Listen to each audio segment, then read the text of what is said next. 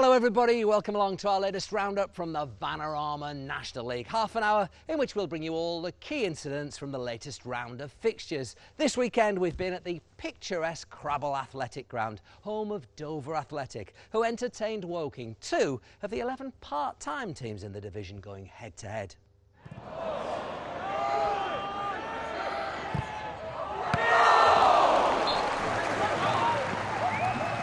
Much more of that game coming up, and plenty more besides. Forest Green's lead at the top is now just 2 points. It's 6 wins in a row for Bromley and 12 goals for Moses Emmanuel.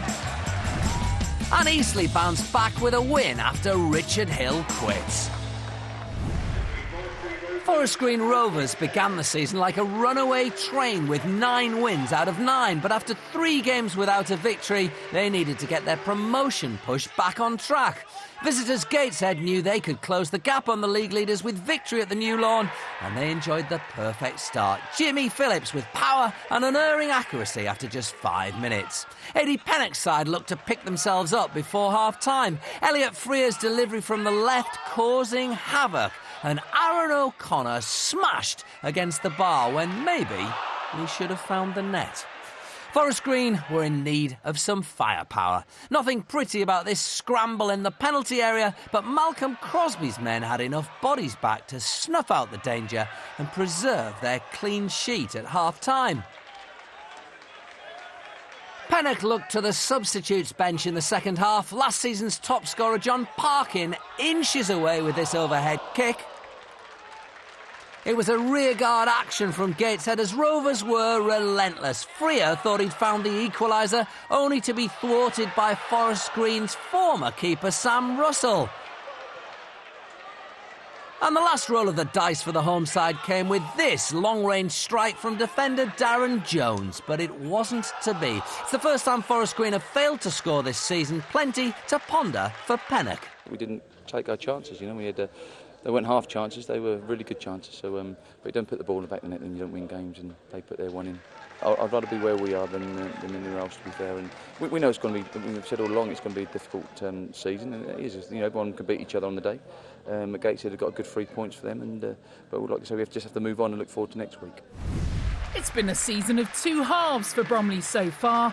3 points from the first 7 fixtures, followed by 5 wins in a row. In contrast, Chester arrived at Hayes Lane with just 1 victory in the last 7 games. But Steve Burr's boys began the brighter, striker Craig Hobson almost conjuring up a goal out of nothing. If Hobson deserved praise for his early snapshot, Burr may have been less pleased with this effort. A golden chance for Chester to break the deadlock. The visitors were wasteful, but Bromley were lethal. In particular, top scorer Moses Emmanuel, winning the ball back and curling sensationally into the corner after 19 minutes. Ross Hannah is Chester's top marksman with just 2 goals in this campaign, and he missed the chance to make it 3. Frustrating Burr once more.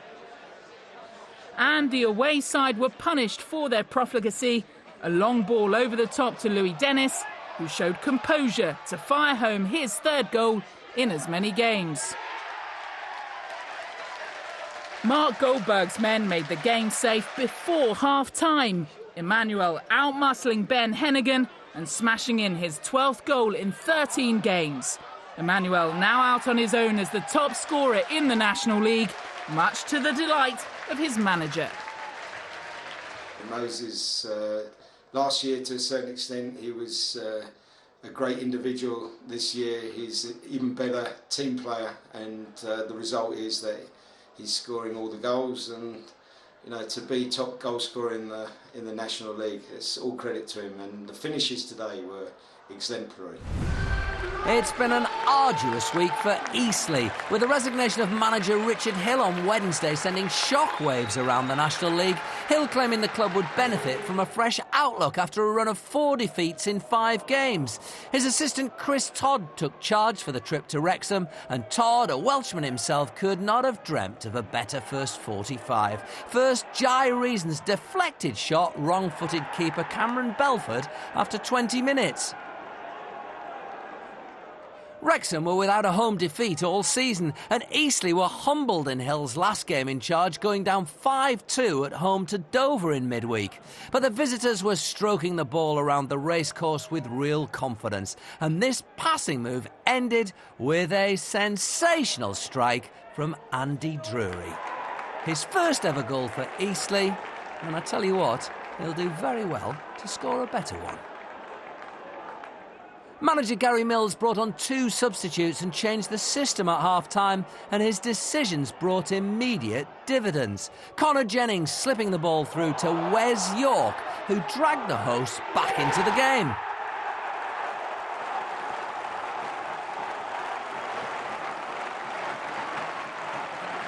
And with 15 minutes to go, the scores were level. A towering header from Sean Newton. His 3rd goal of the season.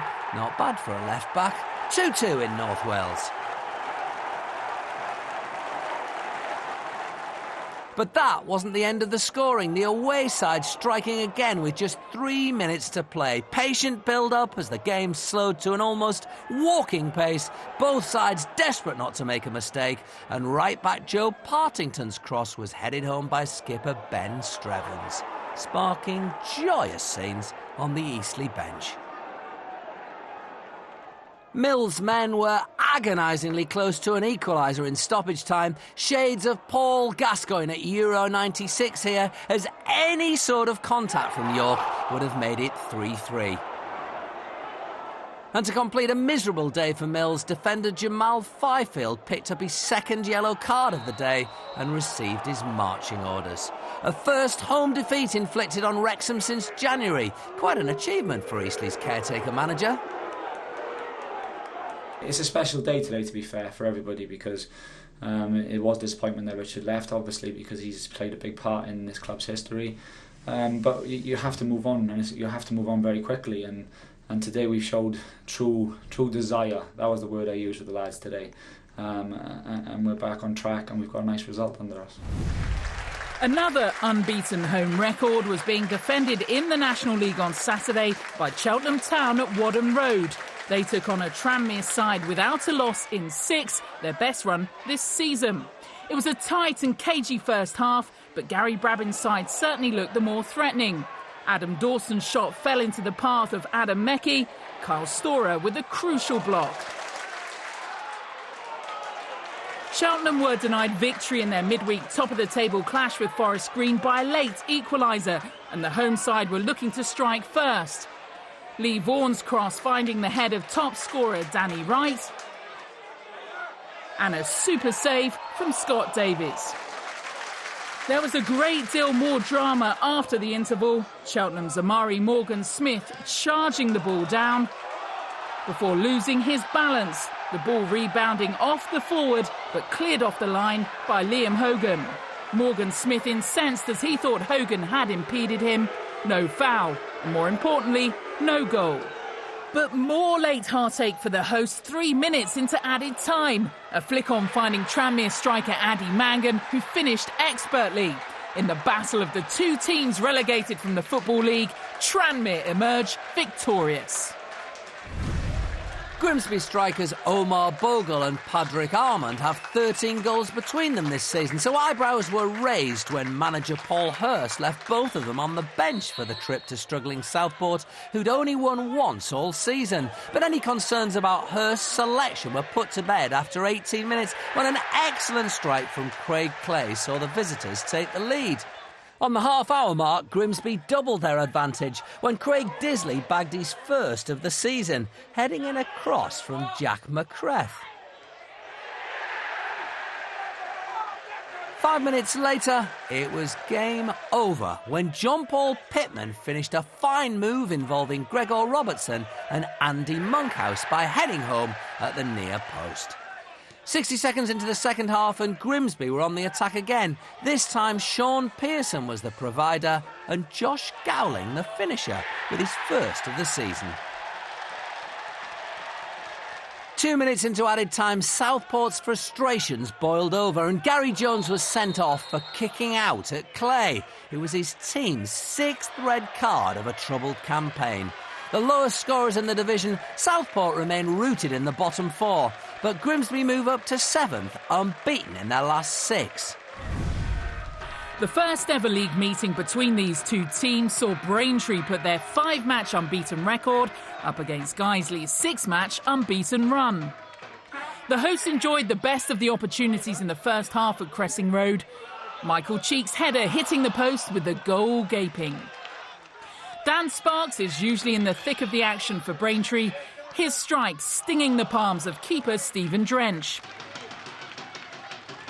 Into the second half, and Drench again had to be on his toes to keep out this Akinola effort. The deflection making the save all the more impressive. The home fans were starting to fear a smash and grab from Guiseley. Danny Boschel producing a top stop from Braintree keeper Will Norris. And the breakthrough came with 10 minutes to go. Mark Bauer's team manoeuvring the ball well to the left-hand side. A touch of fortune as it rolled into the path of Danny Lowe. And his cross was turned in deftly by substitute Tom Craddock. History made by Guiseley, their first ever away win in the National League. You're watching our latest roundup from the Vanarama National League. Plenty more still to come in a few minutes' time.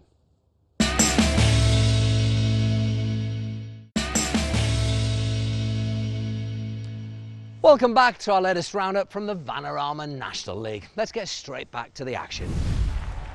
Woking were looking to avoid a third successive defeat as they travelled to the Crabble to face Dover Athletic, who were seeking back-to-back wins for the first time this season. Commentary from Adam Virgo and Steve Bauer.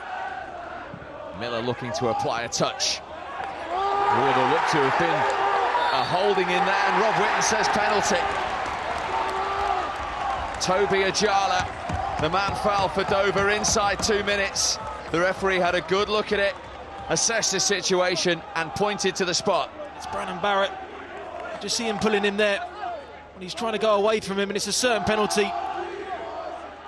Nicky Devedix, who scored twice in the penalty spot in the week against Eastleigh, and he's denied this time by Jake Cole, the Woking goalkeeper.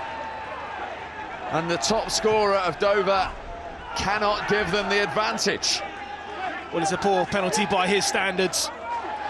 No real conviction when he strikes it. And it's very, very comfortable for Jake Cole in the Woking goal. Well, there's space here for Payne. He's onside! And Dover do lead eventually. And Stephen Payne gets his 4th goal in 5 games against Woking.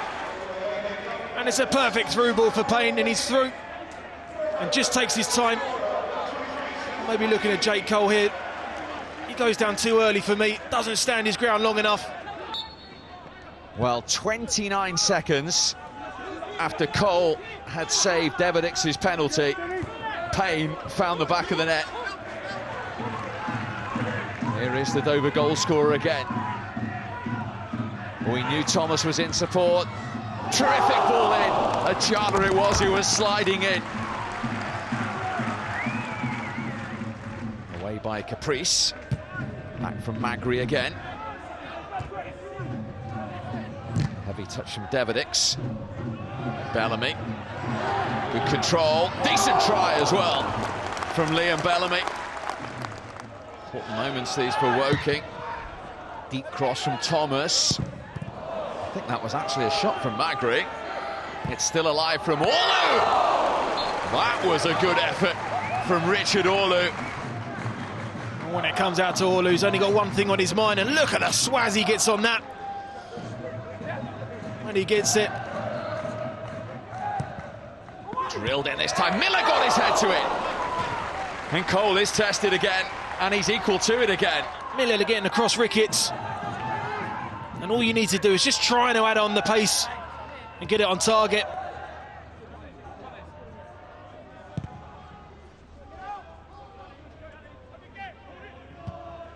Murphy for Achampong. This is Payne. This is the chance for his second. Stephen Payne does it again for Dover. Just seems too easy. Joey Jones lets him turn. But that's a clinical finish there from Payne. When you're through on goal, open your body out, put it into the back of the net.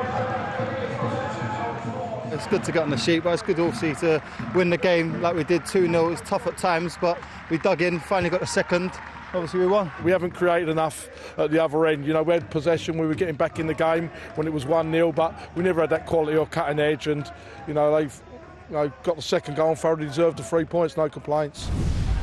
Home is where the heart is for Lincoln City. They were seeking to keep their unbeaten run at Sincil Bank intact against managerless Torquay, who hadn't won in 9 games.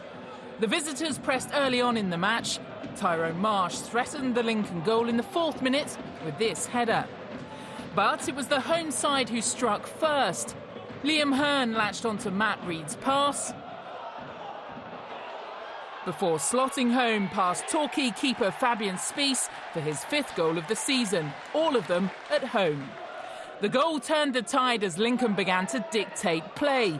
The Torquay defence, which hadn't kept a clean sheet since opening day, continued their bad form, allowing Lee Beavers to cross this long ball into the box. Matt Reed finished beautifully to make it 2-0 at half-time. The lack of a manager seemed evident as Torquay came out after the break with no new ideas. Louis Briscoe and Fergus Bell tried their luck from distance and up close, but couldn't beat Paul Farman. As Torquay's defenders struggled, Spies came to the rescue, but they've still conceded 13 goals in their last 4 matches. Torquay's winless run is now into double figures. They can only hope that one of the 129 applications for the manager's job provides a remedy to their dire situation. Halifax, who haven't had an away win all season, look to turn their fortunes around at Parkview Road, where hosts Welling were chasing their 3rd straight victory. Welling took control early on when George Porter tried his luck from distance in the 5th minute, but he was denied a wonder goal when Matt Glennon tipped it over the bar. Glennon had a superb first half, making several stops to keep Halifax in the match. And the visitors came close to taking a rare lead away from home with this attack, but Sean Tooton couldn't finish what should have been the opener. Welling, however, weren't as forgiving. After 44 minutes, Sam Corn's header was brilliantly saved by Glennon, but the Halifax keeper couldn't stop Sar Cabba from pouncing on the rebound to score. The Halifax defence looked even more porous after the goal. Only a minute later, Cabba and Ricky Wellard combined well to force their way into the area, where Cabba doubled the home side's lead and took his tally for the season to 4. Louis Fazackerly's men looked to seal the 3 points midway through the second half, but couldn't beat the admirable Glennon, who was Halifax's bright spot in an otherwise lacklustre outing. Welling with the 3 points and their first clean sheet since the opening day. Managerless Kidderminster, without a win all season, are enduring their worst ever start to a National League campaign. Barrow, meanwhile, were comfortably in mid-table with 3 wins in September. The visitors, however, took a surprise lead after 5 minutes as Rhys Dyche beat Joel Dixon to score his 4th of the season. The equaliser came shortly after the break, a fantastic half volley from Andy Cook, his 8th of the season and 3rd goal this week. Barrow with a much more dangerous side in the second half. They had a penalty shout when Jason Walker received a through ball on the counter and was brought down in the box. But referee Joseph Johnson saw nothing in it. Kidderminster weren't as lucky in the 62nd minute as Jared Hodgkiss brought down Cook and Johnson this time awarded a spot kick. Cook, however, couldn't beat keeper Alex Palmer with the penalty or the rebound. Barrow were awarded another penalty 20 minutes later. Anthony Wilson brought down in the box, but Palmer once again came to the rescue, this time denying Ashley Grimes. A late Barrow corner looked like it had set up the winner, the goal disallowed, giving Kiddie and interim head coach Colin Gordon a valuable point. It was a game of 2 halves.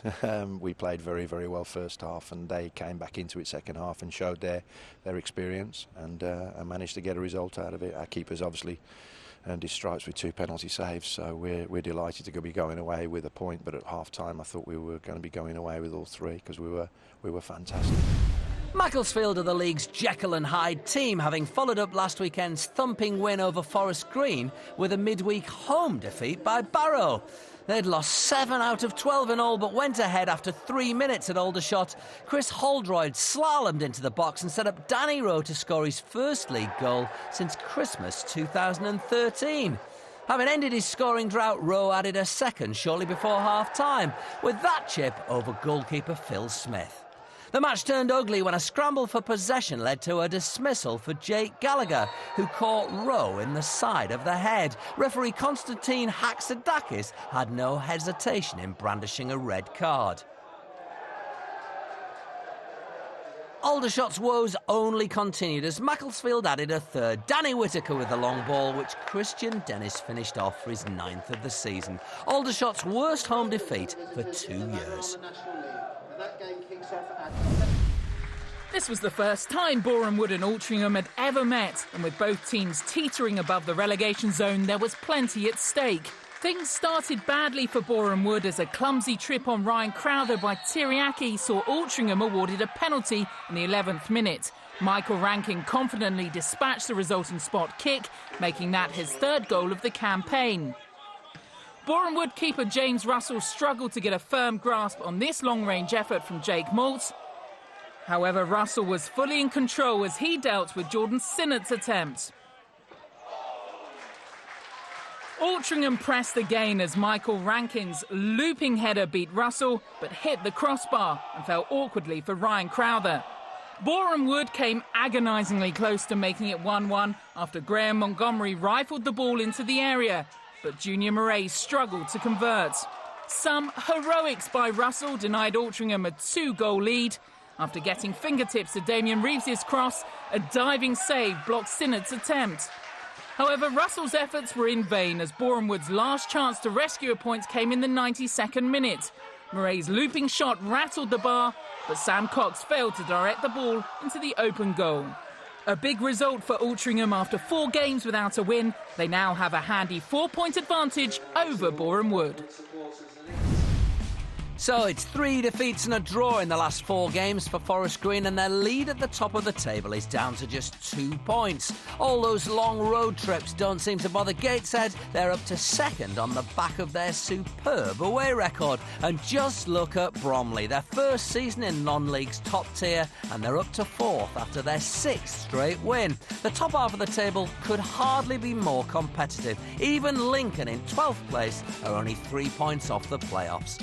Altringham's first win of the season at Boreham Wood gives them some welcome breathing space, but there's no change in the bottom 4. Torquay, Southport and Halifax all lost, and Kidderminster's point at Barrow wasn't enough to lift them out of last place. That's just about it for this week's National League Highlight Show, but don't forget to join us on Friday as we bring you New Boys Guiseley against Lincoln City, exclusively live on BT Sport 1 from 7:15. Thanks for watching, we'll see you next week.